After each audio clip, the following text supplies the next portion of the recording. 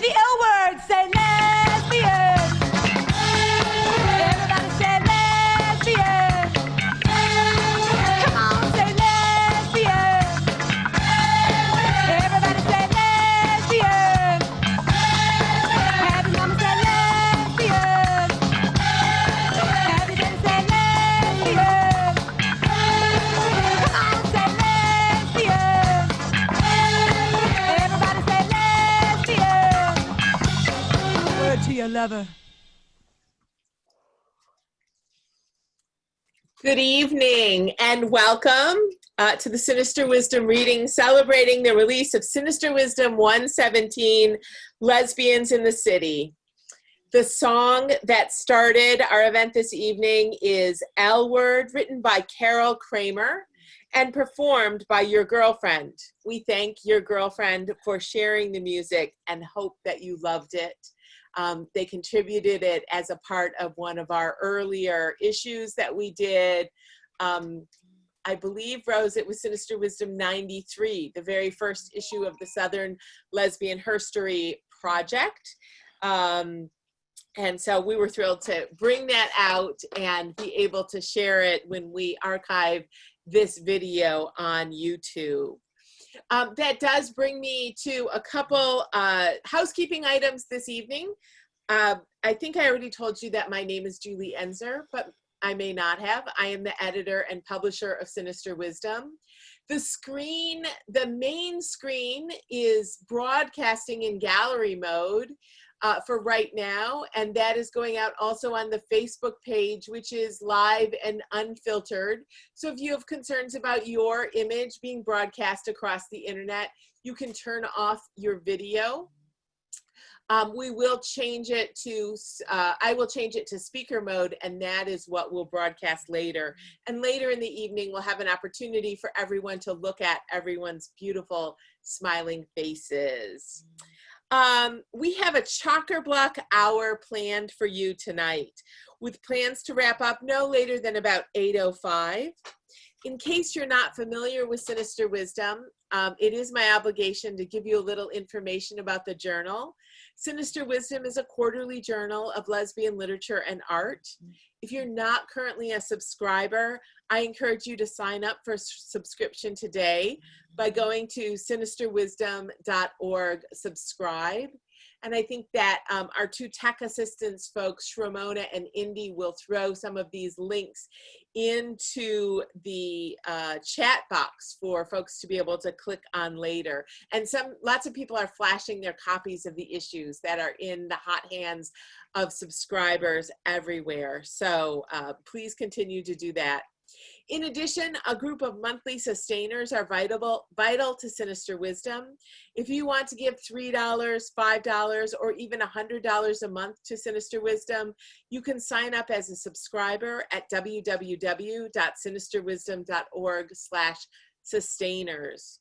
I send out emails every month when sustainers gifts come in with behind-the-scene details and new information about what we have coming for the journal, as well as my personal reading log of anything that I think might be interesting to other lesbians.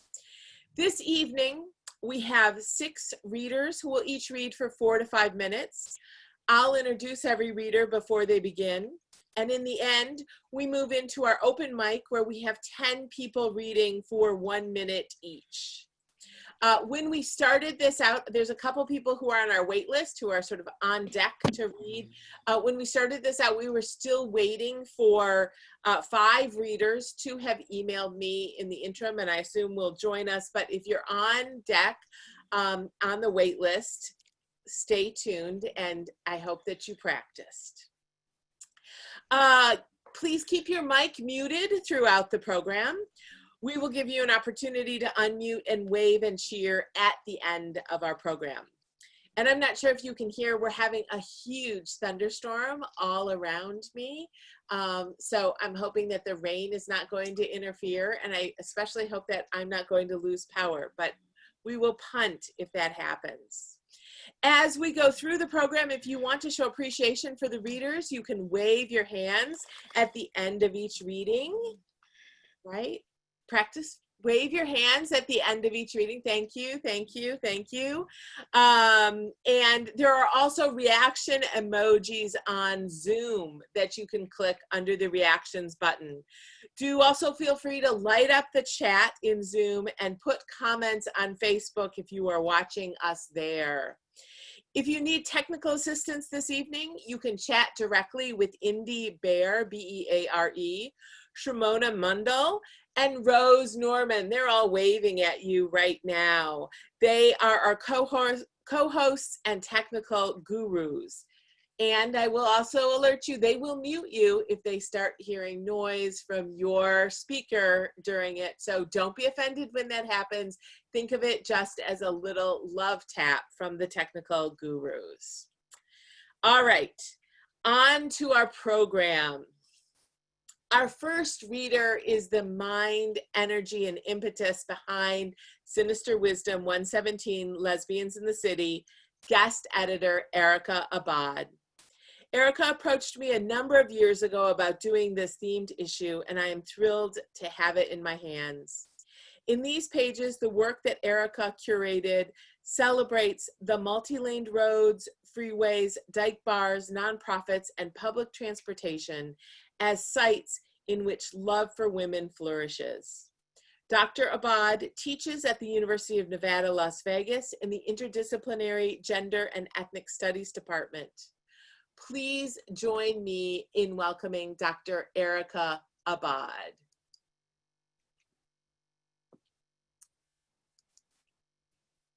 Thank you, Julie. Here I am reading from my office in Las Vegas on the land of the Paiute and Shoshone. And I want to start there. Editing this issue has been a privilege and an honor. I will be reading an excerpt of a piece I wrote called City Leaving. Thanks once again. At 19, I was back in Chicago, drinking Mike's Hard Lemonade in the dorm hall with other queer women of color. Jay giggled as she attempted the dare of giving me a lap dance. I said it wasn't that hard. Then she asked me to try. It may have been the alcohol, maybe Jay's butch sensibilities, maybe the buzz on top of the interruption of one Chicana looking out for us underage drinkers in a college dorm. But I never did give Jay that lap dance. I talked about it with one of the others in the room, the queer Chicana I had a crush on. I even talked about it, the almost of it, with a gay brown boy from the suburbs who knew how hard it was to be brown enough and gay. But between his powder and all the others drinking, I didn't want to do it like they had. I wanted to talk about what I was feeling. I wanted to feel what I was feeling without trying to forget or suppress anything else. I just started getting used to speaking. So at 23, I left Chicago again, not to be out, not to be in. I left again to find a job through grad school that would give me time to write. I was not in a city, though I was near Spokane, Washington, the only city, the first city I dared consensually kiss someone without being afraid.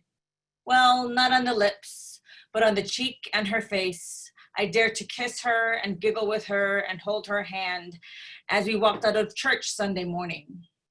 I held her hand and sang with her on the way back to school and work, and to a part of the world I wasn't safe enough to be whole in. When we went back to campus, I couldn't get as comfortable as I was in church in Spokane, walking with her arm in arm. There was too much about being brown I had to teach to someone whose whiteness was so much easier in ways I couldn't tell her. It killed me to know love wasn't enough to undo the barbed wire fence of racial hate in such a small town. So at 26, I left with tears. My aunt said it was okay. She made jokes about how to never mess, literally fuck with a lesbian. She was the reminder of the laughter possible after so much hate. It would take months to find joy in queerness again. And at 26, I went back to Chicago, out to my family, but not out at work.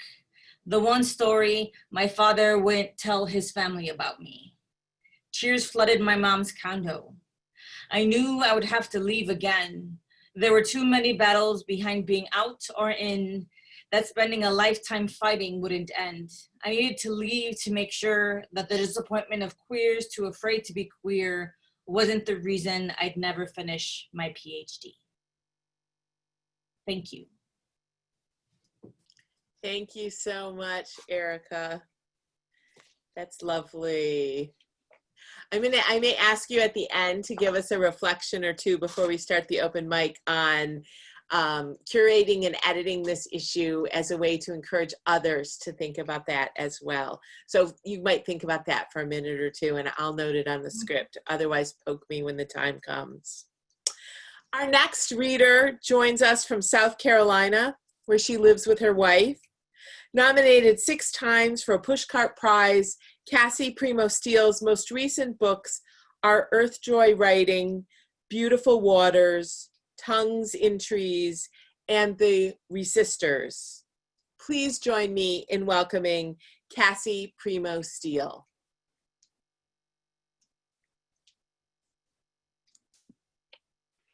Thank you very much, Julie. I'm really happy to be here. Hello to everyone here. This is a wonderful turnout. And Erika, you've messed up my makeup with your reading. I was really moved by that. And I'm honored to be part of the issue that you edited.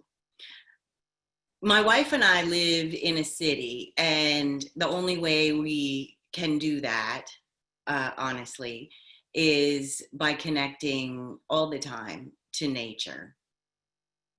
So these are 2 poems that I wrote in our backyard. The first one is called I Kiss You with a Question. Tulip poplar blossoms drop and leave their sweet liquid all over me, as if I am the bee they are kissing. All the petals are lips, and this life is honey. The yellow butterfly just now landed on the yellow leaves, looks like the cups of flowers that she needs. We all play this winged dance, some for sweet, some for sip. Which one are you, beloved? Do you know this? Because I must know this when I kiss your lips.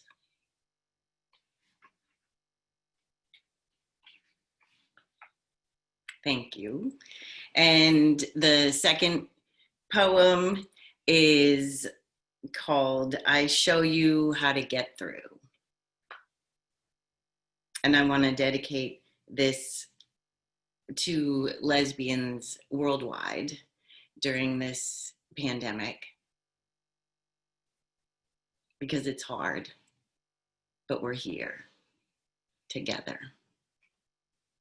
I show you how to get through. Come fall with me beyond where the oak tree sings under light blue skies, in between the nests of herons on a late spring afternoon.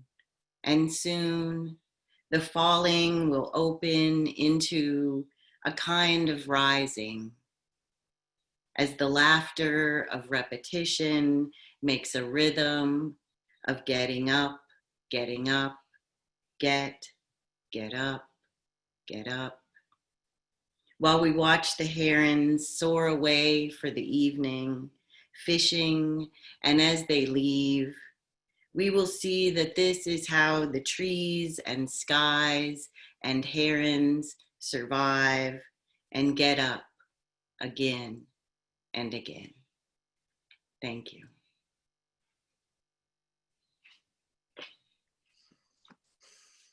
Thank you so much, Cassie. That was lovely. And of course, it is quarantine that has inspired these gatherings. We've done a couple. We did a couple release around the last issue. We did a memorial service, and here we are this evening. So we're fascinated to know what you think of it. Thrilled to have 69 participants, and it's just been sitting at that number, which delights me in all kinds of ways. So we're thrilled that you all joined us this evening as this celebration of Sinister Wisdom 117, Lesbians in the City. Our next reader hails from San Francisco, where she has the day job as the sexy grammarian and roots in the sex industry and queer political activism. Her work has appeared in several anthologies and journals, as well as community spaces, theaters, and cabaret stages. Please join me in welcoming Kristy Lynn Balloony. Thank you, Julie. I am, it is a lifelong lesbian dream to find my work in Sinister Wisdom, and so amazing and thrilled to be here. And I'm thinking about feedback partners and collaborators because I see so many of them on the participants list. So I just want to say that this piece and everything that I write is absolutely requires feedback partners, and I couldn't do this or anything that I do without writer community and queer community. So I'm happy to be here in both of those. This is the essay that appears in issue 117, and it's called Finding Roost. A pigeon rushes the front door of the cafe, careening like a runaway subway train, its little claws racing. It zips between customer feet and opens its wings to flutter at table height, alerting more people to its presence. I adore these shameless survivalist creatures. I think they exemplify the underdog in a city full of people who identify that way. Yet most people scowl at them, complain about them, wave arms to shoo, increase speed to hit them, or call them pejorative names. As with poverty, mental illness, disability, and queerness, people avert their eyes. Nobody wants them. I have witnessed pigeons steal 100 French fries, shit on a dozen power lunches. They audaciously tackle abandoned tables for scraps and dominate every public plaza with their collective purring coos. They are clowns, monkeys, tricksters, ground into the sidewalks of our urban environment. Pigeons are the huddled masses. I'm moving out of San Francisco, my photographer friend tells me over our $6 cups of tea. Another artist leaving, I think to myself, and try not to freak out. It's just Oakland, I have told myself too many times, or just Tucson, just Portland. We'll track each other on social media. We hardly see each other in the city anyway. Rent control, I protest. Loopholes, he explains. A ruckus breaks out in the cafe. A barista chases the pigeon with his practiced technique. Slow, wide, sideways steps, arms outstretched, patiently herding it toward the doorway. I have read, my friend remarks, that pigeons, unlike most animals, are not repulsed by their own dead. Death, he tells me, inspires no sadness or sentimentality for them, just more space. I imagine pigeons unceremoniously scooting over to make room when one perishes. I express shock and terror at my friend's departure, sorrow for his retreat in the endless Bay Area housing turf war. But I worry that I am more like a pigeon, unconcerned, scooting over, making space when I should be grieving with more drama. I worry about focusing on my creative projects instead of the crumbling world around me, about just moving over, unmoved by the stench and tragedy, making space for another pigeon on the ledge. My wife and I own an 800 square foot concrete loft not far from this cafe. Our claimed stake here feels like a miracle, a triumph, since we are only a writer and a social worker. But I often need more space to write. Our loft has very few walls. My desk is also our dining table. I sometimes write on the floor, in bed, in the middle of the night by the light of the moon that shines through our east-facing window wall. I write in cafes, on park benches, at bars. I interview writers on my blog about how and where they write. We write in bed, in nature, in dank SRO hotel rooms on old typewriters. Nobody in this 7 square mile town has enough space for anyone, for anything. Our most recent homeless census tells us that more than 7,000 people live on the street. The San Francisco Bay Area Planning and Urban Research Association calls ours the highest housing prices in the country. A belligerent man stumbles into the cafe, asks 3 people for money before the barista steps from behind the bar and walks him out using the same practiced technique he used on the pigeon. In 1966, Life magazine covered a local story about San Francisco's persistent pigeon problem. A ranch in Willits offered to provide a home for as many pigeons as the city could capture and transport. Over several weeks and truckloads, the city relocated thousands of pigeons to the ranch, 150 miles away.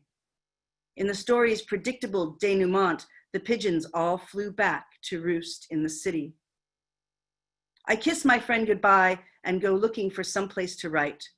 I often sit on curbs to write, to claim a spot, to watch a bird.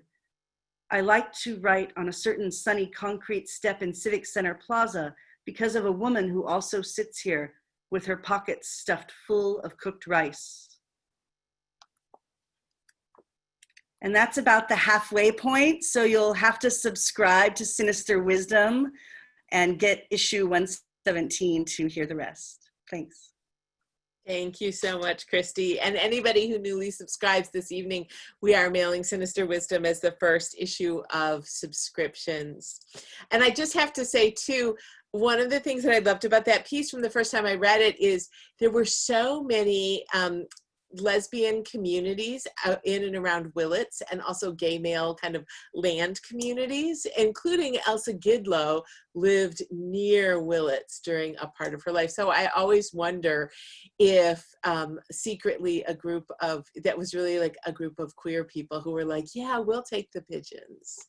So I want to do one little bit of housekeeping first before I segue us into the next part. I have 6 of the 10 open mic readers who I know are here. Shramona has been wrangling people to let me know folks are here. If any of the following 4 people are here, if you would send a private message to Shramona Mundell through the chat function. If Danielle Biro is here, Casey Moore, Zion, or Elaine Kolb. So those are the 4 people that we are waiting for. Private message Shramona, if that is you. The first 4 on our backup list are Margarita McLeana, Corky Culver, Louise Moore, and Karen Poppy. So if you're here, you should also PM Shramona so that I can get that list in order for our open mic, which is coming up. So the next 2 readers are reading from the special sports section of the issue. This issue is like 3 issues in one. It's very exciting.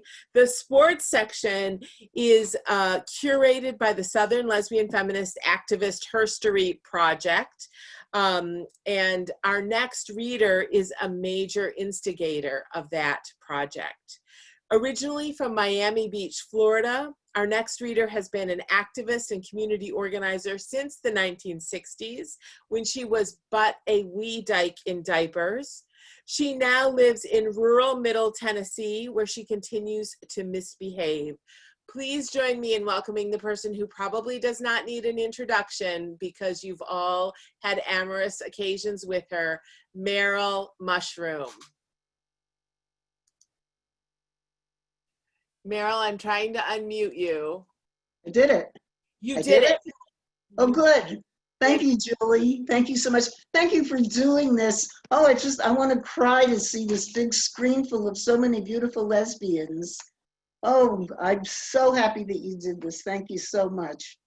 Okay, so I'm going to read from the introduction to the sports dyke section of our Southern Lesbian Feminist Activist Herstory Project, which has been around, and I'm really happy that it has landed in issue 117. And I was hardly a kid in diapers at the time. I was more like middle-aged or even more. Okay, so here goes sports dykes. In the middle of the 20th century, girls' sports teams were really the only places where we high school dykes could find any sort of lesbian community at all.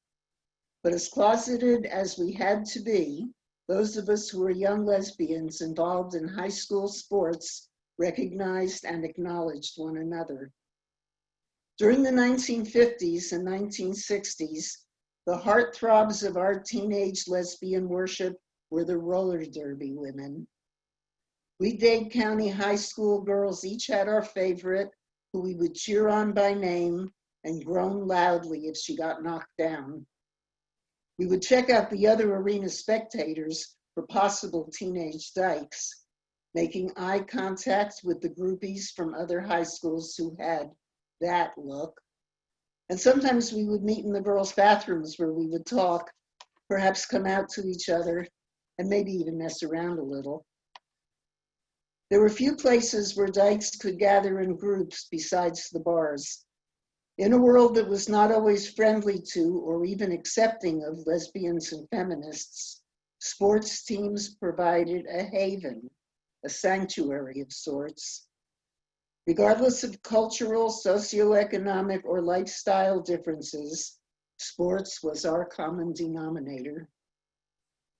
There were many ways a person could participate in women's sports, as player, sponsor, coach, spectator, even as uninterested in sports but loves looking at women attendee. We played basketball, soccer, volleyball, and bowling, but perhaps the most engaging and best beloved lesbian sport was softball. In Kansas City, Missouri, members of the Kansas City Women's Support Group formed a softball team and chose the name Independent Women. In Louisville, Kentucky, the Lesbian Bar Mothers Brew sponsored a softball team called the Matriarchies. They played as out lesbians in a local league. One of their proudest moments was when they went to play a team of inmates at the Kentucky Women's Prison in Pewee Valley. They played several games there before the staff figured out what matriarchy meant and that the team was all lesbian. Julie Penelope and her mother, Frances Smith, had a bookstore in Athens, Georgia, the Hobbit Habit, that sponsored a softball team known as the Hairy Hobbits. And Linda Yates is going to read her story about the Hairy Hobbits directly after this. Atlanta's Red Dyke Theater's first show in March of 1975 was a benefit for the Atlanta Lesbian Feminist Alliance softball team. While in Gainesville, Florida, Kathy McGlone and Rosalie Miller organized a softball team called Lavender Menace, where everyone played for fun, not competition. They mixed each team with good and not so good players, star athletes and women who had never played sports in their lives. Lavender Menace also organized basketball and volleyball. There were lesbian feminist women's leagues for other sports as well. There were bowling leagues, bicycling clubs, hiking clubs, running clubs. In Huntsville, Alabama, Carol B., who was a Girl Scout leader, got Huntsville Dykes to join the Girl Scouts of America, so as members they could use the Girl Scout camps. As a certified canoe instructor, she was able to borrow Girl Scout canoes to take on the lake at one of the campgrounds. Other dykes took canoes out on the rivers or did whitewater rafting, and many lesbians enjoyed kayaking, hiking, and rock climbing. In keeping with the times, women's sports received little public attention and even less funding. Women got the cast-offs in equipment, playing fields, time, and attention. Sometimes they were excluded from playing in places that would be given over to the more important men's teams or little leagues. But still, the women persisted. Thanks. Thank you so much, Merril. Our next reader was born in Savannah, Georgia, and grew up in Charleston, South Carolina. She's participated in women's, gay, anti-war, and civil rights actions. Linda Yates joins us next. Please welcome her. Linda, can you unmute?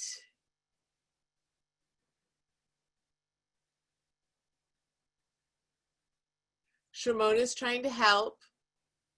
Yes, she is. Yeah. There you are. I'm off to a bad start.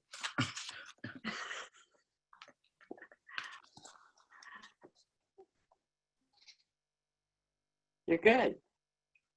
I don't see me. Oh, well, we can hear you. Okay, You look beautiful and you know you exist. okay.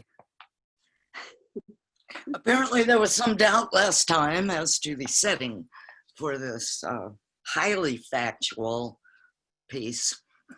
And so I just want to make sure that everybody knows it was one of our famous classic cities, you know, not Rome, not Memphis, not Atlanta, Athens, Georgia, the center of the universe for the Hairy Hobbits. Middle Earth. Hairy Hobbits was a lesbian feminist slow pitch softball team in Athens in the early 70s. Although many team members were associated with the university, we were not allied with university athletics. The team owed its beginnings to consciousness raising and quite a bit of pent-up athletic fervor among young feminists. Thanks to consciousness raising, many of us stopped shaving our body hair and developed a raging desire to raise the consciousness of other ordinary Athenians by playing softball in a city league. We were mostly smart, middle-class white girls from small Georgia towns with a few imports from neighboring states. The first women to get excited about the idea of a lesbian softball team were not particularly athletic or skilled. That included myself, Julia Penelope Stanley, and one asthmatic violinist. The Hairy Hobbits softball team would not have existed without Julia, and strangely enough, without her mother, Frances Smith. After Julia's stepfather died, she moved her mother to Athens and opened the Hobbit Habit, an independent bookstore on the corner of East Washington Street in downtown Athens. The Hobbit Habit specialized in books the university didn't know existed. That is, anything to do with women, civil rights, or homosexuality. Frances got a lot of special orders from Julia's network of friends. And when she heard that the students were trying to get this lesbian feminist softball team going, but didn't have the money, she offered to sponsor the team through the bookstore. This is my impression of the Hairy Hobbits' first practice. Julia drove her red 280Z towards an unmarked spot on a map in East Athens. We could have the field if nobody else wanted it. We arrived first. We claimed our field. On this invisible island on the poor side of Athens, we gathered together week after week. Women literally walked out of the woods to join us. That first day, we had a couple of old softballs and bats, one actual base, and some pieces of cardboard for the others. In June 1972, Congress passed Title IX.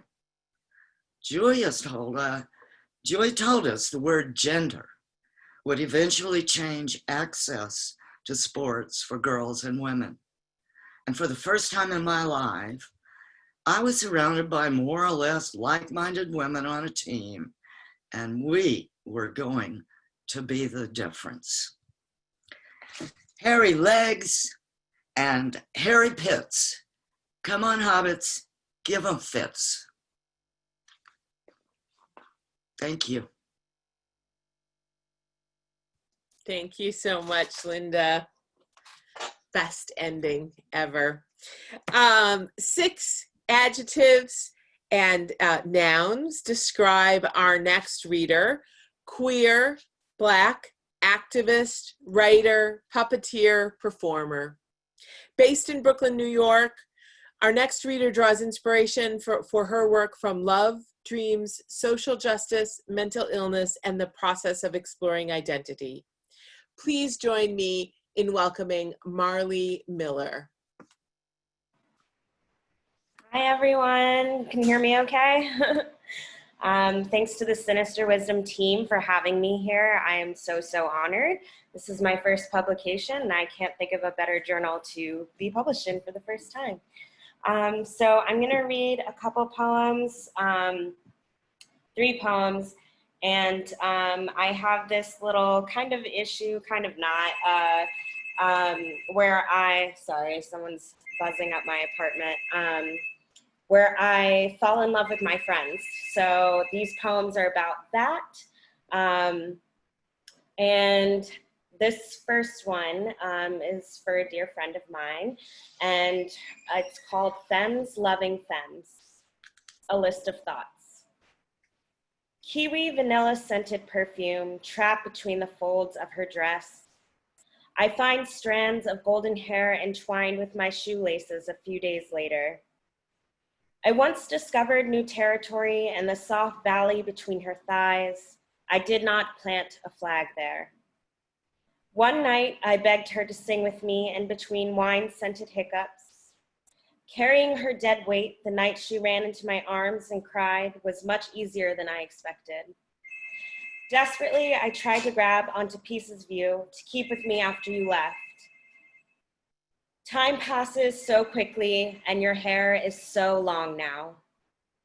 Thank you. Sorry about the distraction. Okay, so this next one is called Even on 150 milligrams of Lamictal. Lamictal is a mood stabilizer, and I've been exploring how my mental illness affects my relationship with romantic love. So that, yes, even on 150 milligrams of Lamictal. June should have been light sigh of relief, but it was a public mental breakdown in New York Penn Station. After, I nestled in some mundane nostalgia that felt safer. When I am in love, I am mad. When I am not, I am bored. Terrence Hayes says, the wish to live a while on the mind of another human is not inhuman, and I feel less guilty. I hear her laugh from the opposite side of a tunnel that resides beneath a sea full of other fish. I might be swimming among them too, as I haven't fucked myself in over a year. I wonder what that's about. I hear her laugh from the opposite end of a tunnel, and oh, how I wish I were hearing mine. Thank you. I have one more, kind of along the same lines. It's called Full. I have a flood of you inside me. I think if doctors didn't x-ray, they'd see little people on sailboats, trying to survive the turbulent waves that crash and split apart just under my throat. My therapist asked me why I perpetually feel so full. And for a moment, I imagine a plate full of nothing but your name. I'd eat forkful after forkful after forkful until I felt I'd explode. Friedrich Nietzsche says, There is always some madness in love. I say, my love is all madness. Thank you. Thank you so much, Marlee. Now we're going to move into the next part of our reading before we go into the open mic. And I'm going to give the order list of the open mic, and I'll tell folks who's on deck as we go through it. But I want you all to have order in your mind as we move forward. But before we start, I'm going to have a little chat with Erika and do a little Sinister Wisdom advertisement. Our order for the open mic, though, will be Casey Moore, Sammy Gibbons, Elizabeth McCain, Susa Silvermarie, Phaedra Mastrocola, Nancy Klepsch, Rachel Prey, Margarita Mcleana, Louise Moore, and Karen Poppy. And that should be 10. If it's not, don't tell me that I cannot count. It's happened to me before. So, Erika, if you would just unmute, I want you to just say, like, for 30 or 40 seconds, what was it like to edit this issue? What was it like to work on an issue of Sinister Wisdom? What did you learn? What do you never want to do again? What are all of the feels around doing an issue? It was a labor of love. So to contextualize what prompted it, I have lived in 5 cities, five over the course of my life, 4 of which I've lived in the past 15 years, give or take. And so across the cities I've lived in, I've never been the only queer to move there for whatever reason. And so I wanted to give voice to that. As a person born in what is now recognized as Chicago, I didn't want to focus on cities that everyone relates to being queer. And so the first round of submissions, I had a lot of New York pieces and a lot of California pieces. And I thought, lesbians live in other cities. And I'm alternating with the use of queer because one of the things I had noticed was that Julie had changed the call to include bisexual lesbians, transgender lesbians, non-binary lesbians. And it got me to thinking about, which I talk about in the introduction, how not everyone who identifies as a lesbian stays that way.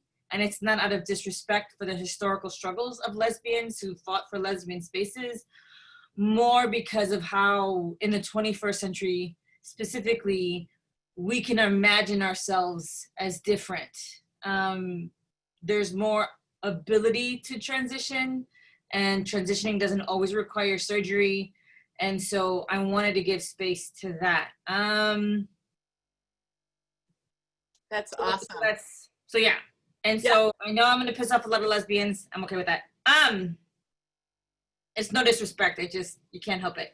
And so what I loved is that I was able to integrate one of my students who had never heard of Sinister Wisdom. I was like, oh my God, I'm so sorry. So she was able to help me filter pieces, and we were very intentional about the pieces we chose. And one of the things I wanted to also pay critical attention to is the treatment of women of color by writers and writers of color themselves. Because especially at this pivotal moment, I wanted us to have a voice. And so I'm grateful for Julie for offering me the space to edit this piece and to be as picky as I was with regard to the submissions. I think there should be a New York specific issue. I do believe there should be a California specific issue, especially that Southern California, Northern California, different lesbian sensibility. Because there were so many rich stories, but I didn't want a New York and California heavy issue. So in terms of what I would do differently, which is going to be hard because the economy sucks, I would have requested a course release so I could have done a lot more time recruiting. A lot of my bisexual and queer friends were reluctant to contribute because of Sinister Wisdom's lesbian literary history, and I respected their discretion. And I also know that Sinister Wisdom wants to sustain its lesbian identity, and 10 to 20 years is going to be a good struggle, given the lesbian-centric struggles other spaces have had in terms of inclusion and affirmation. but I loved it. I loved reading pieces. I loved reading and making those hard decisions. Yeah. Yeah, and that's great. I'm going to have you pause right there because you've done everything I wanted you to do. Talk about the challenges and the joys and all of that stuff, and also thrown out issue theme ideas. So I just want to note a couple things. One is that I'm always open to having proposals from people to guest edit issues. We go through a lot of back and forth and kind of the conception of it and then doing a call and putting it together. It takes not months, but years. And everyone's always surprised by that, but that's what it takes. That's what we've learned to do an issue. We're actively looking for someone to collaborate with Merril Mushroom on a tribute section of the journal to the work of Julia Penelope. So I want to put that out to this group, and I'm just like putting it out to the universe. I welcome the opportunity to work with interns and volunteers on issues, our website, building email communications for Sinister Wisdom. Most of those are generated by a volunteer, and lots of other projects. Sinister Wisdom I think of as a beautiful shell, an organization that's dedicated to promoting lesbian literature and the arts, and for people who conceive of projects in that world and want to work with us on it, we love to hear from you, and we love to make things happen around lesbian literature and art. Also, I just wanted to share, because it came in the mail today, these are 3 issues of Sinister Wisdom that were repatriated to us by a lesbian subscriber out there in the world, because one of my things is I won't pulp any of our issues, which is what journals do when they're like out of back issues. I don't throw any out. I asked people to return them to us. So these were just repatriated today. 2 of the 3 issues are completely out of print. So when people have requests for them, we'll be able to send them out to them. So I thought that was another great thing to mention. I invite everybody here to think about how you might support and participate in Sinister Wisdom over the next months, and also really over the next years. We're at year 46 of our existence. We're going to be here for 46 more years. So there's time to do different projects. Shimona has helpfully put our list in the, rematriated. That's so excellent.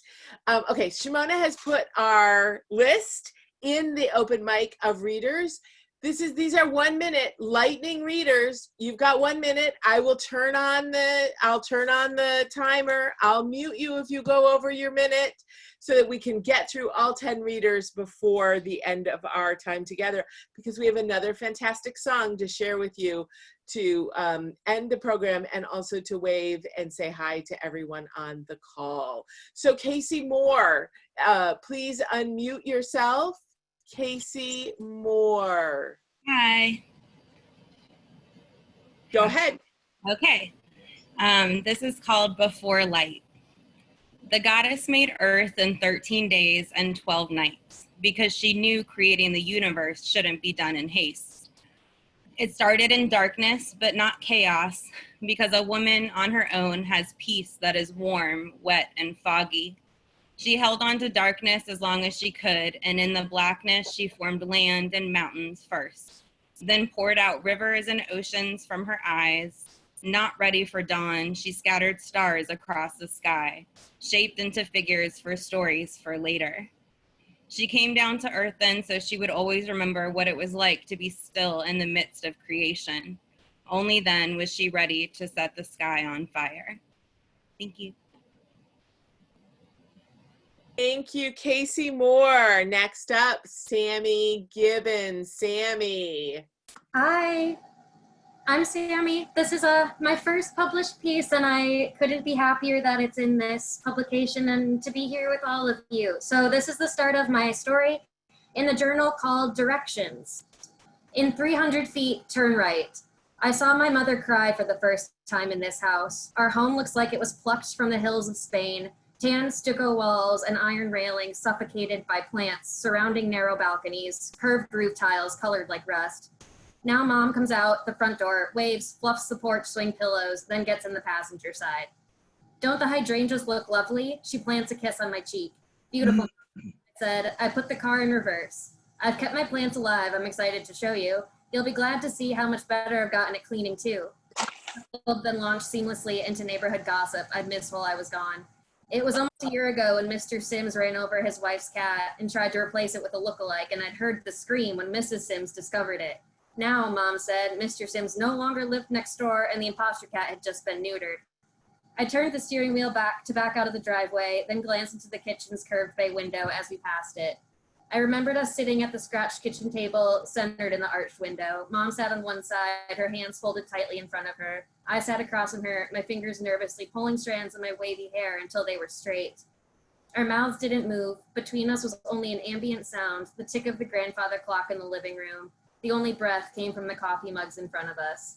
Mom took a gentle sip. I mimicked her. My hands shook, causing waves in the shallow, dark pool. Thank you.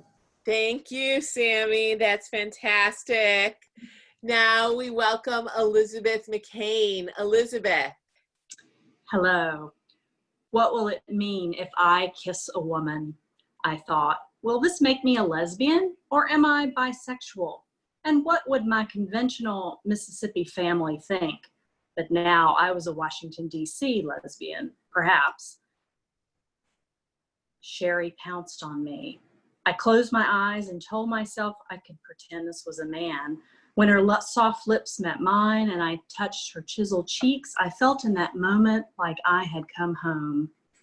This was no man. Then, like a lesbian Rhett Butler, Sherry lifted me into her strong butch arms and carried me up the stairs to her bedroom. She laid me down on the bed and ripped her clothes off. It was dark, but I could see the outline of her body. She was a full-figured, large-breasted, Botticelli-shaped woman. Mercilessly, I took off my sweater and black bra. She climbed on top of me and whispered, "What you want, girl?" I don't know, Sherry. I don't even know what lesbians do. Just take me. And she did. That's from my memoir called A Lesbian Belle Tells Outrageous Southern Stories of Family, Loss, and Love. Thank you. Thank you, Elizabeth. Now we welcome Susa Silver Marie. Susa is coming to us from Mexico, I believe. Susa, go ahead.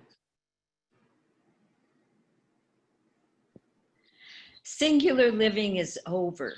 With dropped jaws, we watch while our world returns on a dime. The fabric of we unrolls its truth. Everyone in the world responsible for everyone, or else extinction. The earth demands that our species bend into the red tent. We stay home. We find the red tent vast, immense as God. We sit silent. We discover the inward flow that connects us. Our vision of humanity shrinks overnight from countless ho-hum others to a single kinship group. Yes, it is the end, but only of the old world. The world is made of stories, and today we start a new one, a beginning that could turn into anything. What could it look like? A story of repair, a story of plenty. Up we must grow, quick as a crocus, now at the start of new human ways, an outbreak of peace, of birdsong, clear skies, a planet healing from humans. As the tree is the forest, we are the planet. Now we sense underneath apparent isolation, our mycorrhizal network. Up we must grow to wisdom, quick as a crocus. Singular living is over. And that's available from Amazon in an ebook, Poems for Flourishing. Thanks.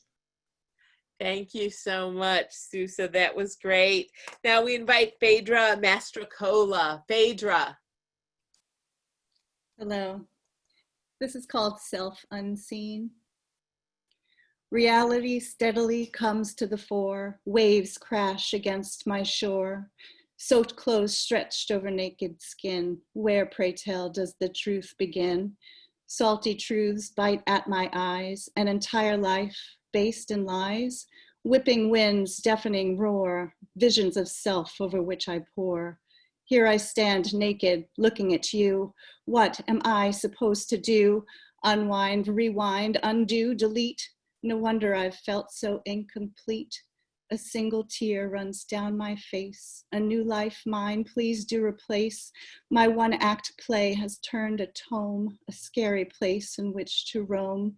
I can't see past this sandy ground, for if I walk, I will be found to be a fool, a faulted being.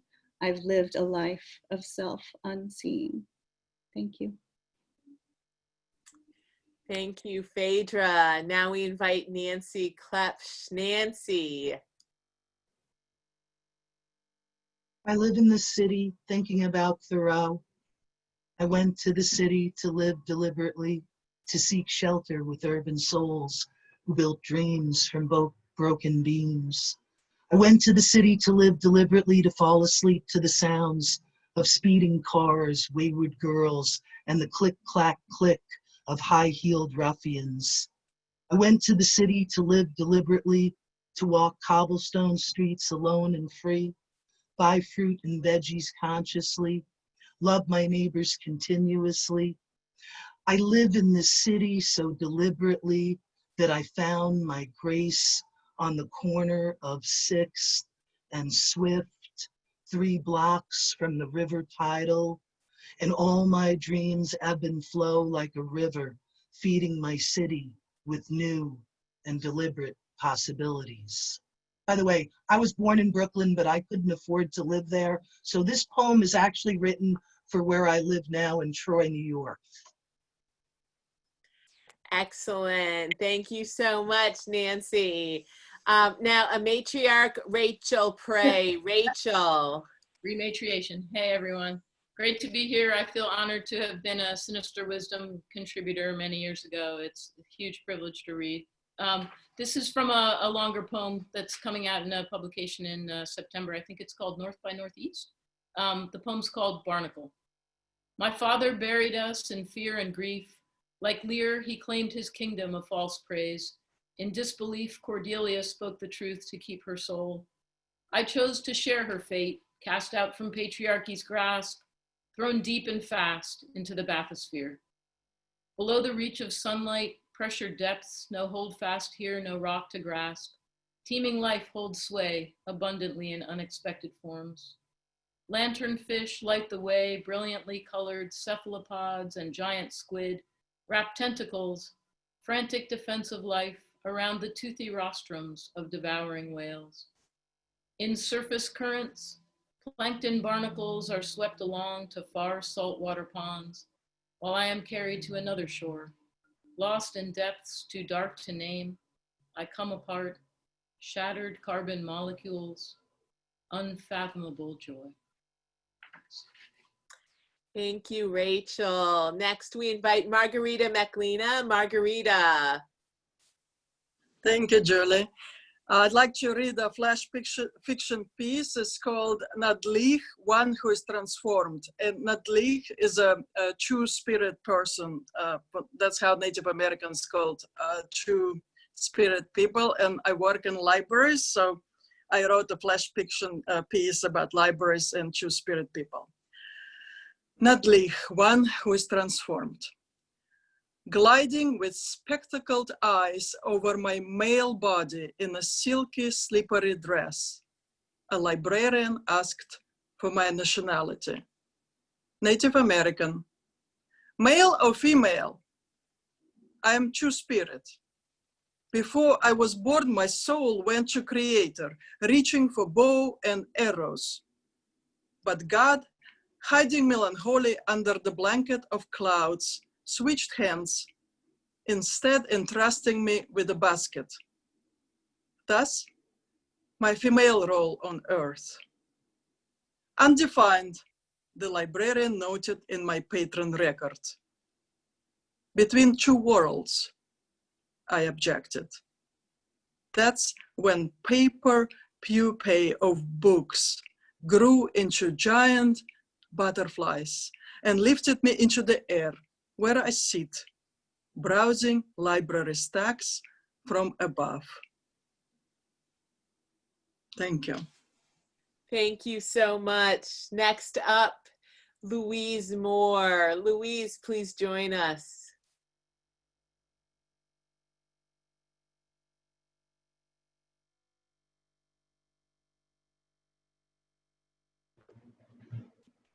Hi, you should be able to hear that.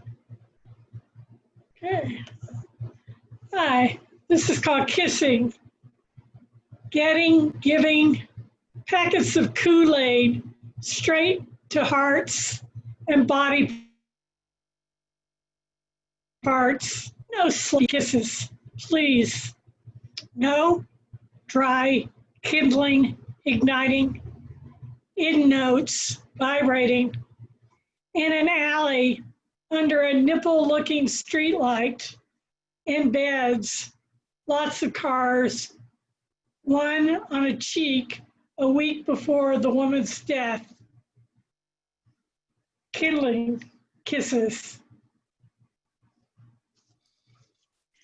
Thank you, Louise. Our last reader to take us home for this evening is Karen Poppy. Karen, will you join us? Hi. I'm reading a poem from my chapbook, Crack Open Emergency. The poem's title is Oysters on the Beach. Salted raw and delicious, oysters on the beach, ocean air, the way I see you, the way I want to kiss you, bring you into harvest. Your hair whips in the wind, your knees draw up and you pose. There is so much you make me feel. Water swirls below, wilds itself on rocks. I step back as if you were a photograph, withdraw from you, your soft, open delicacy. Thank you. Thank you, Karen. Sorry, I forgot to unmute. One person slipped in, Zian Glenn, who was trying to get in earlier.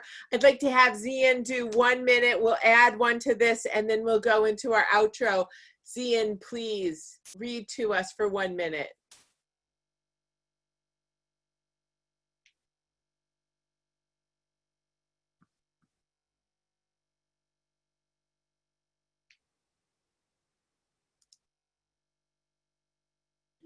Can you hear me? Yep. Okay. I have a poem called, and it's basically about the defund the police mission that's happening right now. Protect and serve. Can you protect me from perpetrators of human rights abuse? Can you protect me from a murderer, a killer on the loose? Can you protect me from a slumlord hiking my rent? Can you protect me from high interest loans when money is lent? Can you protect me from people who want to kill Adam and Steve? Can you protect me from policymakers who only believe in Adam and Eve? Can you protect me from a skinhead or a racist redneck? If you cannot protect me, who can you protect?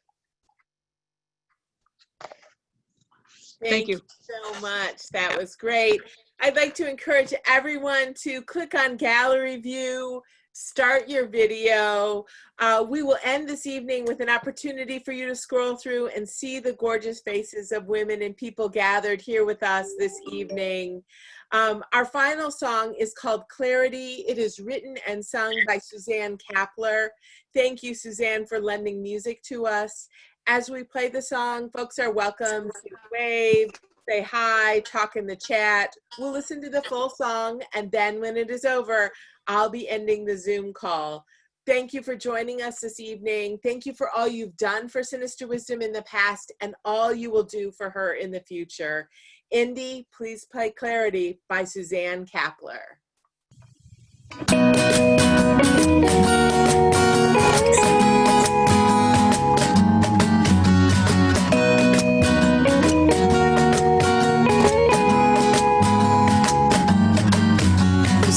Like an owl, you hear like a deer, you take notice of the life that's near. With clarity, with clarity. You walk like a fox, you shed like a snake, you clear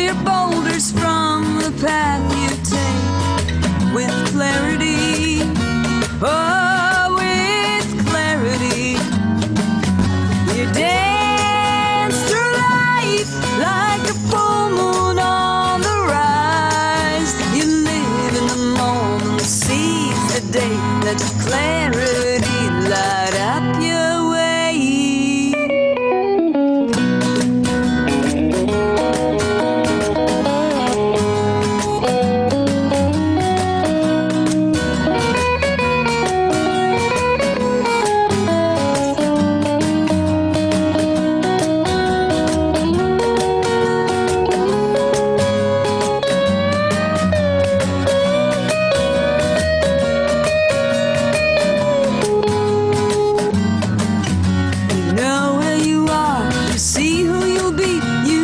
Choices that will set you free with clarity, with clarity.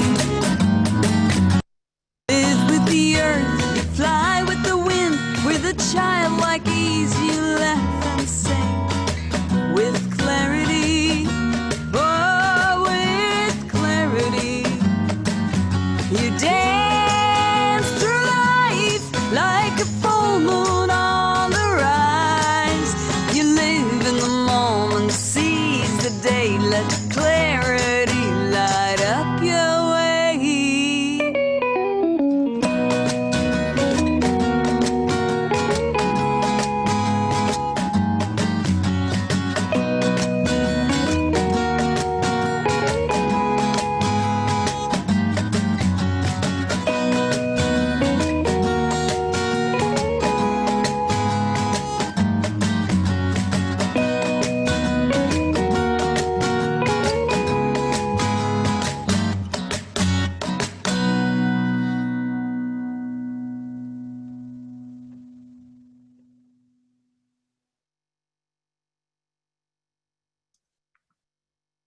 So beautiful. And now we come to that point where I say goodbye. Thank you all.